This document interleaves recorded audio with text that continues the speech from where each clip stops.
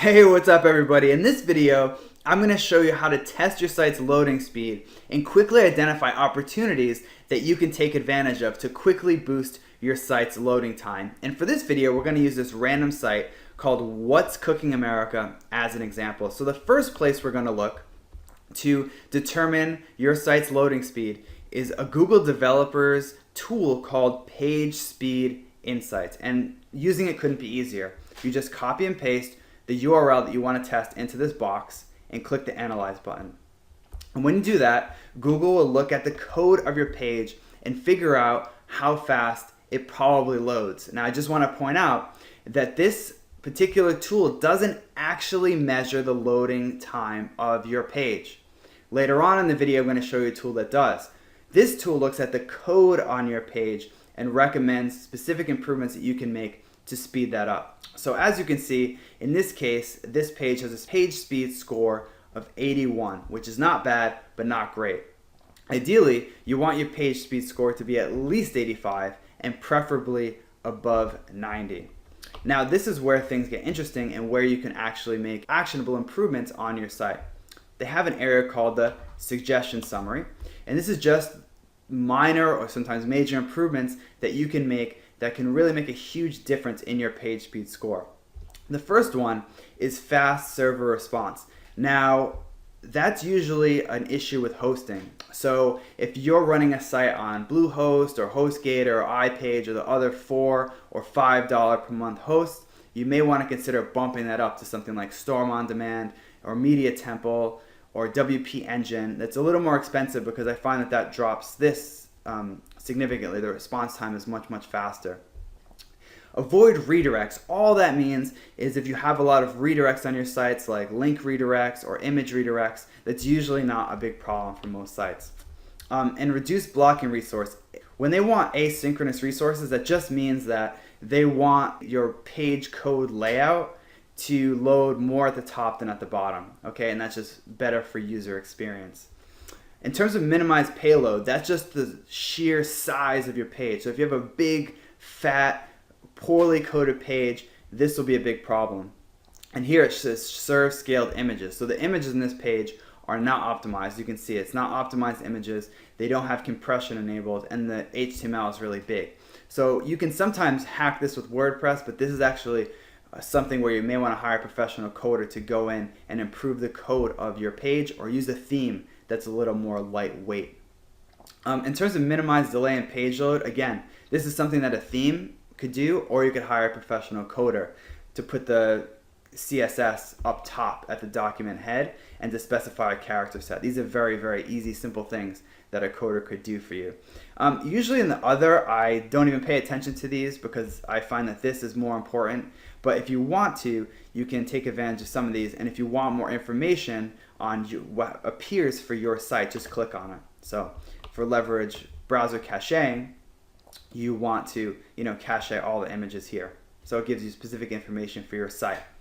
Now, that's a great way to find some easy wins. So once you made that improvement, or those improvements that they suggest, you want to head over to webpagetest.org. And this actually sends a bot to your page and tests the things server time, response speed.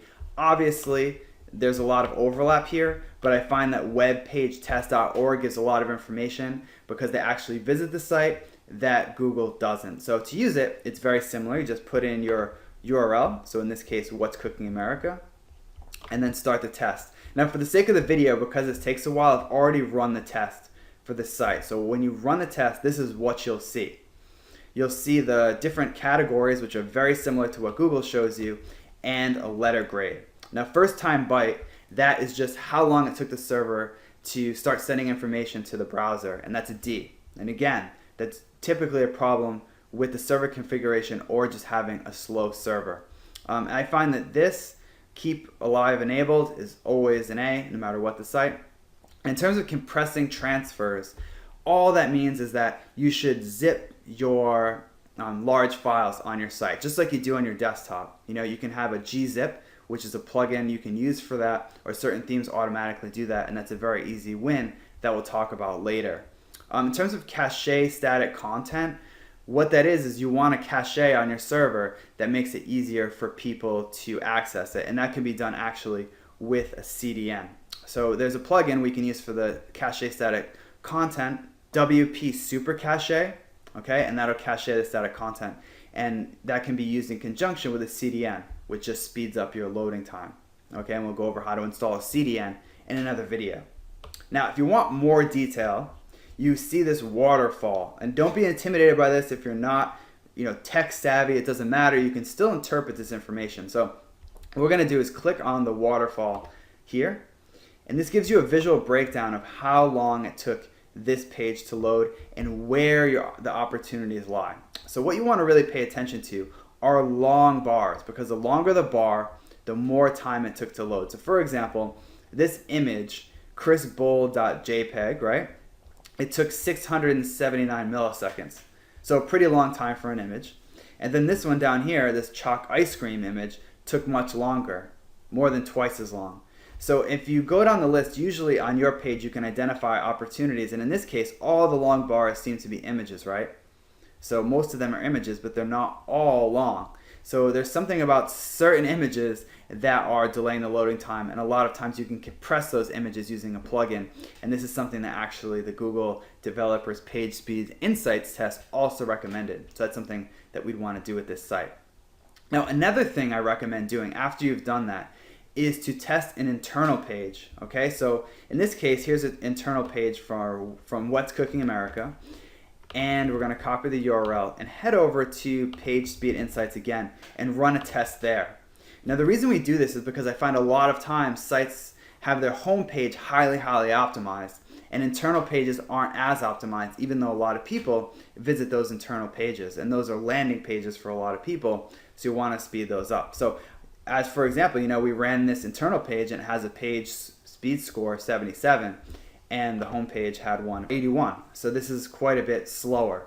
So this is maybe there's some other opportunities here that weren't in the original that you could take advantage of. Finally, you want to test your site in mobile, okay? Because more and more people are using mobile, and mobile page loading speed is a Google ranking factor. So just run the test on your home page or internal page again, and over here it's default to desktop, and just click mobile. And what this does is it gives you mobile specific insights. So obviously mobile browsers are quite a bit different, and this happens to have the same score, and you'll find that a lot of the insights that they have here are similar or the same. But if you don't have like a mobile friendly site, sometimes this page speed score is significantly less. So it's definitely something that's worth checking out, especially if you get a significant amount of mobile users.